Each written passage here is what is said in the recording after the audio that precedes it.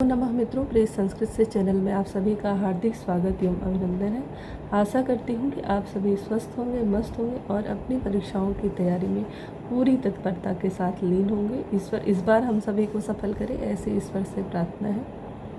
GIC प्रवक्ता का result 2 विषय का जारी हो गया है और पिछली वीडियो में मैंने अनुमानन बताया था पिछले कुछ अनुभव से कि शायद सोमवार या मंगलवार को टीजीटी के जो मुख्य मेन जो रिजल्ट है वो आ जाए। यानी कि जैसा आपको पता होगा कि डीबी के लिए ज़्यादा अभ्यर्थी बुलाए गए थे, तो जो फाइनल रिजल्ट है कहने का मतलब है वो मैंने कहा था कि शायद सोमवार या मंगलवार को आ जाए, क्योंकि पिछले सोम या मंगल में ही आयोग के द्वारा लगभग कार्य हुए हैं। तो ऐसा मैंने गेस किया कि हो सकता है, पर हो गया क्या कि जीआईसी प्रवक्ता का आज रिजल्ट 2 विषय का आ गया।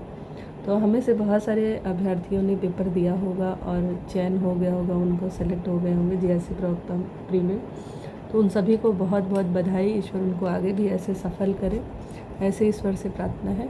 और इसी संबंध में मैं अभी लाइव आना चाह रही थी, मैं कोशिश कर रही थी लाइव आने की, और क्योंकि अच्छा लगता है कि जब हम लोग लाइव डिस्कशन करते हैं कि कितने क्वेश्चन सही हुए, कैसा पेपर था, आगे का किस आधार पे मेरिट बन रही है। तो थोड़ी नई नई चीज़ें जानने को मिलती है। पर कुछ ऐसे ही प्रॉब्लम रही, टेक्निकल इश्यू कुछ रहा होगा, नहीं हो पाया, हम लोग नहीं जुड़ पाए, लाइव नहीं जुड़ पाए।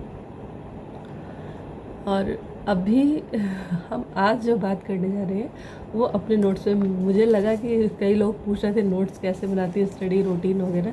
तो पहले भी मैंने बताया कि मैं नोट्स के नाम पे जो है, मेरा नोट्स अगर कोई दूसरा पढ़ना चाहे तो वो कभी पढ़ ही नहीं सकता है कि मैंने लिखा क्या है। मैं अपने कोड वर्ड में लिखती हूँ, क्योंकि लिखने के लिए भी टाइम होना चाहिए। उतना टाइम तो होता नहीं था, पढ़ते थे और जो चीज़ें कीवर्ड्स होती थी वो हम ही जान सकते हैं उसको कि हमने लिखा गया है।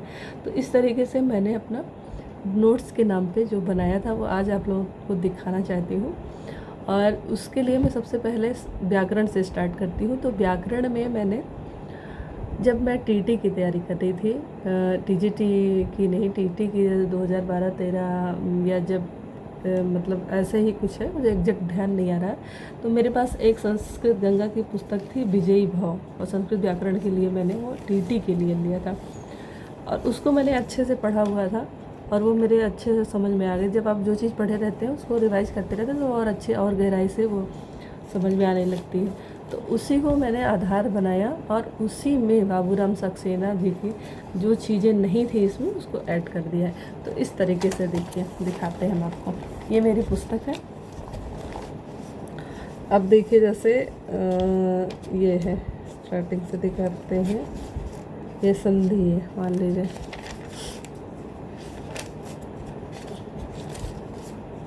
ये देखिए, तो ये मान लीजिए यहीं से दिखाते हैं, जैसे संधि है। तो स्वर संधि के कुछ अपवाद, यहाँ पे कुछ अपवाद दिए गए हैं जो बहुत इंपॉर्टेंट है, जैसे प्रस्तर, वसल, कंबल, ये सब चीज़ें बाबूराम सक्सेना में जो है वो है। और जो नहीं है क्रम से, जैसे रित्तिका इसमें नहीं था तो हमने रित्तिका सूत्र लिख लिया और वो क्या करता है और उसका उदाहरण ब्रह्मानंद ऋषि, ये इस तरीके से हमने लिख लिया है।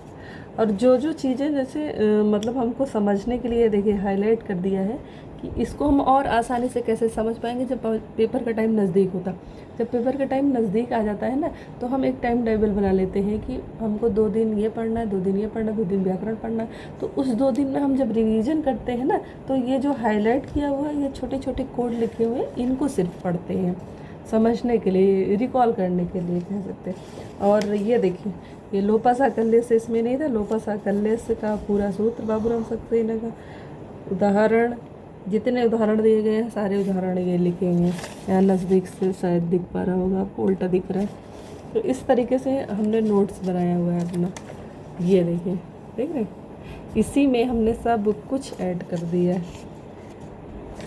ये दूरे अति दूरे चा, उसके सारे सूत्र लिख दिए हैं। फिर व्यंजन संधि है, व्यंजन संधि में भी जो जो चीज़ें, जो जो सूत्र इसमें नहीं दिया गया था वो हमने अलग से पेज ले करके उस पर लिख करके पेस्ट कर दिया। हमको ये लग रहा था कि ये जो चीज़ें हमने पढ़ी हैं, ये चीज़ें पुस्तक में लिखी हैं, इनको पुनः लिख करके हम अपना टाइम क्यों ख़राब करें। जो चीज़ें लिखी हैं वो तो लिखी हैं, उसमें जो मुख्य मुख्य हाईलाइट कर लें और जो नहीं है उसको इसी में पेस्ट कर लें। तो होगा क्या ना कि सारा मैटर, एक किताब उठाएंगे हमको सारा मैटर यहीं मिल जाएगा। अलग से हमको ना बाबूराम सक्सेना की पुस्तक उठानी पड़ेगी और ना ही जो है कोई और नोट्स। एक ही उठाया उसी को लास्ट टाइम पे जब पेपर नज़दीक आता है तो बहुत अच्छा काम करता है ये। सबका अपना अपना तरीका होता है पढ़ने का। अब यहाँ पर देखिए ये उदाहरण दिया गया है सारा, और यहाँ जो चीज़ें जैसे वा पदांतस्य, वा पदांतस्य क्या करता है, इसके उदाहरण सारे मो राजे समूह वा, और इसके उदाहरण ये देखिए सारे हमने जो जहाँ स्पेस था, स्पेस बुक में अगर स्पेस था थोड़ा बहुत लिखना था तो वो लिख लिया, अगर नहीं था तो इस तरीके से प्लेन पेपर लेकर के उसी में पेस्ट कर लिया। जहाँ पर जिसका जो अपवाद सूत्र है, जैसे स्वर संधि का अपवाद है तो स्वर संधि वाली जगह पर ही इस पेज को हमने पेस्ट कर लिया है इस तरीके से हमने। और यहाँ भी देखिए शॉर्टकट में जब लास्ट टाइम पे पढ़ने लगेंगे, शॉर्टकट में हमको सारी संधियाँ रिकॉल करनी होगी कि उसका सूत्र और उदाहरण, तो इस तरीके से हमने पेंसिल से देखिए कर लिया है लास्ट टाइम पे पढ़ने के लिए। ये हाईलाइट कर लिया, और जो देख रहे होंगे कि उदाहरण दिए गए हैं लेकिन कुछ ही उदाहरण हाईलाइट है, तो ये ऐसे उदाहरण है जो हम अक्सर भूल जाते हैं। इनको इसलिए हाईलाइट कर लिया है कि पेपर के टाइम पे इनको एक बार जरूर देख लेंगे, ये भूलते रहते हैं हमको। तो इस तरीके से हम ना जो है हमने अपना ये सब बनाया हुआ है। नोट्स के नाम पे हमारे पास यही है, और यही एक पुस्तक में व्याकरण के लिए पढ़ती हूँ। मैंने डिटेल में भी बनाया है, मेरे पास डायरी है, मैंने डिटेल में भी लिखा, लेकिन यकीन मानिए जितना इससे कार्य हो जाता है, जितना इससे पढ़ लेती हूँ मैं अच्छे से, उतना उसे समझ में नहीं आता है। वो तो मैंने जब 2022 में फॉर्म भरा था तभी स्टार्ट किया था, तो मैं बड़ा बड़ा लिखने लगे, पूरा डिटेल एक एक लाइन, मतलब एक एक सूत्र के 10-10 2-2 3-3 पेज हो गए। तो उसको पढ़ने में ही सारा समझ आ रहा है। हमें क्या करना है भाई, हमें स्मार्ट वर्क करना है, तो उसके लिए हमारे लिए ये बेस्ट लगा तरीका। और कल हो सकेगा तो मैं आपको वो वाला भी दिखाऊँगी जब मैंने स्टार्टिंग में 2022 में पूरा एक एक लाइन टू लाइन सर ने क्या बोला है लिखा हुआ था, तो वो भी दिखाऊँ। पर वो ज़्यादा दिन चल नहीं पाया था क्योंकि लिखने का जो मेरा थोड़ा सा ये है बहुत कम है, स्पीड बहुत कम है, और उससे मेरा मैटर कवर नहीं हो पा रहा था। तो मैंने ये टेक्निक अपनाई, सूत्र उदाहरण सूत्र उदाहरण सूत्र उदाहरण, खटाखट एग्ज़ाम के टाइम में ये रिवाइज भी कर लेंगे, और मतलब हमारा टाइम भी बचेगा और ग्रंथ को पढ़ने के लिए और समझने के लिए। जैसे कोई चीज़ हम किसी ट्रिक के माध्यम से समझ रहे हैं तो उस ट्रिक को मैंने लिख लिया, बस ये किया है।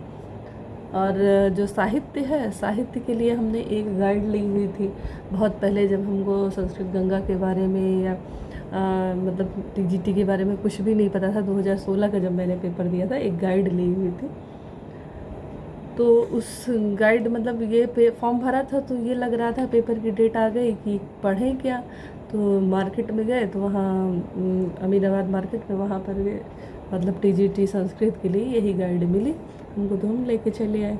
तो जब कभी कुछ टेक्स्ट बुक वगैरह मतलब मुख्य जो पाठ्यक्रम में की किताबें हैं वो पढ़ा ही नहीं था, तो गाइड क्या कर लेगा, कोई भी गाइड कुछ नहीं करेगा, चाहे जितना अच्छा नोट्स होगा वो भी कुछ नहीं कर पाएगा जब तक आपको ज्ञान ना हो, मतलब आपने पढ़ा ना हो। तो बस वही था, और उसमें सारी चीज़ें हैं।